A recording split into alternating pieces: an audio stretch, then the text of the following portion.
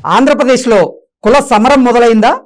ముఖ్యమంత్రి జగన్మోహన్ రెడ్డి కులగణన పేరుతో కులగణన ముసుగులో ఓట్లను దండుకునేటువంటి ప్రయత్నం చేయబోతున్నారా అంటే అవుననే సమాధానం ఇస్తున్నారు కొంతమంది రాజకీయ విశ్లేషకులు.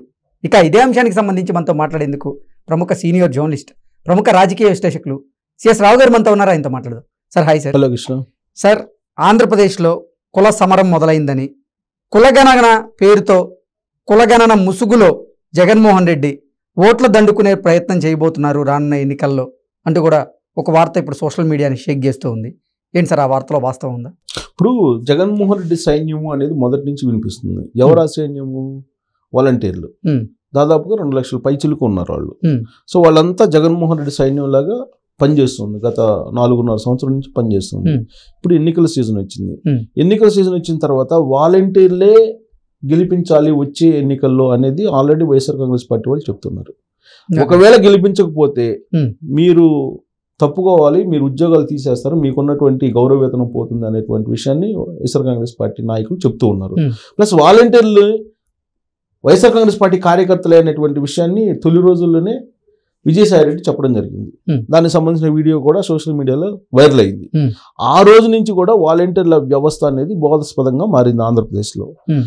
లాస్ట్కి ఆ వాలంటీర్ల వ్యవస్థ ఎక్కడి వరకు వచ్చిందంటే ఈ ఓటర్ లిస్టు తయారు చేసేంత వరకు వచ్చింది. ఓటర్ లిస్టు ఏ విధంగా మ్యానిపులేట్ చేశారు, దొంగ ఓట్లు ఏ విధంగా చేర్చారు అని అంటే కనుక వాలంటీర్ల సహాయంతో ఎవరెవరైతే తెలుగుదేశం పార్టీ సానుభూతి పరులు ఉన్నారో వాళ్ళ ఓట్లను తొలగించారు అనేది మొదటి నుంచి వినిపిస్తున్నటువంటి ఆరోపణ ఆంధ్రప్రదేశ్లో. మరి జగన్మోహన్ రెడ్డి కులం చూడడం, పార్టీ చూడడం, ప్రాంతం చూడడం, మతం చూడడం, ఏం చూడడం, మేము కేవలం ఎవరికి అర్హత ఉంటే వాళ్ళందరికీ అన్ని పథకాలు అందుతాయి అంటూ కూడా చెప్తారు. చెప్పడానికి రాజకీయ నాయకులు చేయడానికి చాలా పొంతలు ఉంటుంది. ప్లస్ ఎస్పెషల్లీ జగన్మోహన్ రెడ్డి చెప్పేదానికి చేసిన దానికి చాలా తేడా ఉంది. నేను కూడా ఎక్స్పెక్ట్ చేయాలి జగన్మోహన్ రెడ్డి ఈ విధంగా చెప్పిన దానికి భిన్నంగా చేస్తాడు పరిపాలన అనేది నేను కూడా ఎక్స్పెక్ట్ చేయలేదు. వాస్తవంగా ఆయన మీద చాలా గుడ్ విల్ ఉండేది. 2019 ఎన్నికల ముందు ఆయన పాదయాత్ర సమయంలో ఆయన మాట తీరు కానీ, ఆయన కసి కానీ, ఆయన ఇస్తున్నటువంటి హామీలు కానీ ఇవన్నీ చూసిన తర్వాత ఏదో మార్చేస్తాడు, సంథింగ్ మార్పులు తీసుకొచ్చే అవకాశం ఉంది జగన్మోహన్ రెడ్డి యంగ్స్టర్ అని చెప్పేసి అనుకున్న వాళ్ళలో నేను కూడా ఉన్నా. కానీ ఆయన చెప్తున్న దానికి చేస్తున్న దానికి పొంతం లేదు. ఒకటి. రెండు ఏంటంటే ఇప్పుడు వాలంటీర్ల వ్యవస్థ ఏ స్థాయికి వెళ్ళిపోయిందంటే ముసాయిదా ఓటర్ లిస్ట్ వచ్చింది.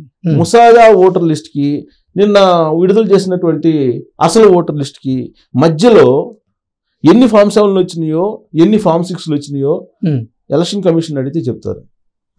దాదాపుగా 14 లక్షల ఓట్లు ఒక ఏడాదిలోనే పెరిగినాయి అని చెప్పేసి వస్తుంది. 30 లక్షల ఓట్లు సుమారుగా, 14 లక్షలు 30 లక్షల ఓట్లు. దాంట్లో కొన్ని తీసేసారు, ఇంకా 14 లక్షలు ఉన్నాయని చెప్పి.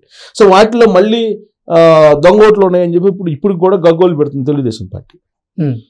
అన్ని కాన్స్టిట్యూన్సీ ఇప్పుడు ఉదాహరణ తీసుకుంటే కనుక ఇప్పుడు పచ్చూరు కాన్స్టిట్యూన్సీలో ఇప్పుడు ఆల్రెడీ ట్రేస్ అవుట్ చేశారు. ఒరిజినల్ ఓటర్ లిస్ట్ వచ్చిన తర్వాత తెలుగుదేశం పార్టీకి సంబంధించిన సానుభూతి పరుల ఓట్లు ఎన్ని తీసేశారు అనే దాని మీద ఇప్పుడు ఆల్రెడీ ట్రేస్ అవుట్ చేసింది.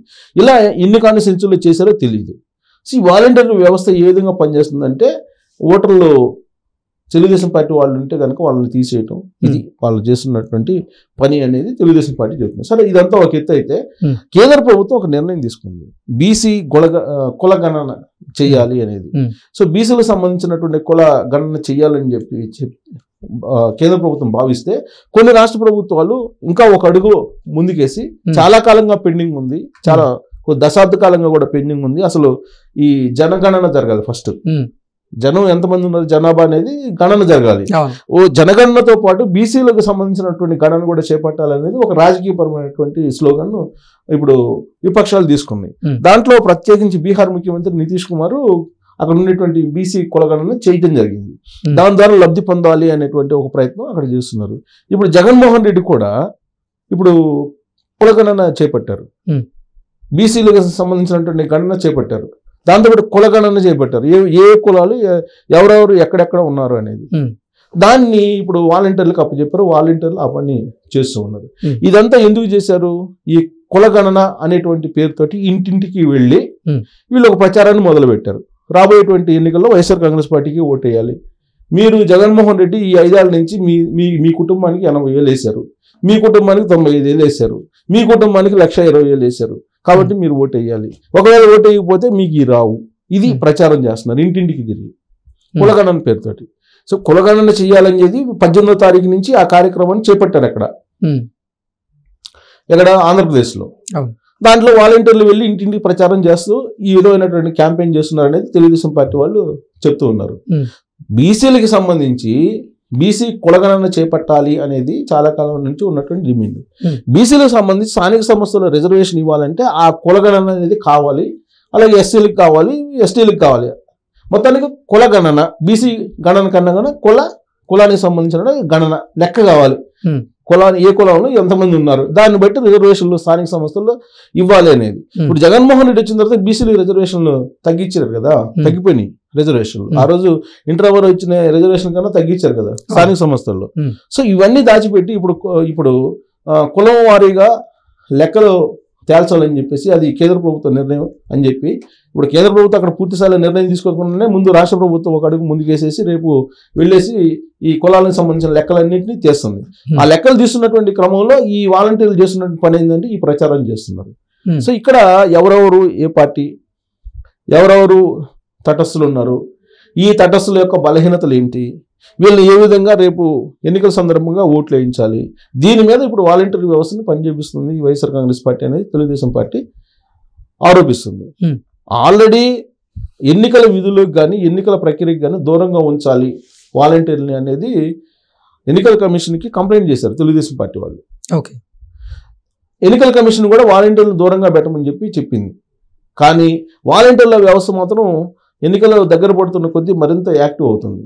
ఇప్పుడు జనాభా గణన పేరుతోటి సచివాలయ ఉద్యోగులతో పాటు ఆ వాలంటీర్లు కూడా వెళ్తున్నారు. వాలంటీర్ల ఆహ్వానం నడుస్తుంది. ఎవరు ఓటు ఉండాలి, ఎవరు ఓటు తీసేయాలనేది కూడా వాళ్ళే నిర్ధారిస్తున్నారు.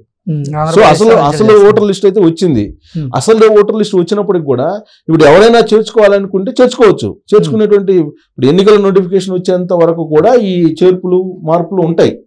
కాకపోతే ఫైనల్ లిస్ట్ ఇచ్చేసారు. ఇంకా ఎవరైనా చేరాలనుకునే వాళ్ళు చేరొచ్చు కూడా, చేరేటువంటి వెసులుబాటు ఉంది. దానికి సంబంధించినటువంటి టోల్ ఫ్రీ నెంబర్ కూడా ఇచ్చారు. కానీ ఇక్కడ జరుగుతుంది ఏంది, వాలంటీర్ల వ్యవస్థ ముసుగులో ఈ మొత్తం ఎన్నికల ప్రచారాన్ని నిర్వహిస్తున్నారు, ఎన్నికలకు సంబంధించినటువంటి వ్యవహారాన్ని నడిపిస్తున్నారు అనేది ఇప్పుడు తెలుగుదేశం పార్టీ చెప్తుంది. అసలు కులానికి సంబంధించినటువంటి గణన ఇప్పుడు అవసరం ఏంది, ఏ రాష్ట్రంలో కూడా అంత దూకుడుగా చేయింది ఒక ఆంధ్రప్రదేశ్లోనే ఎందుకు చేస్తున్నారు?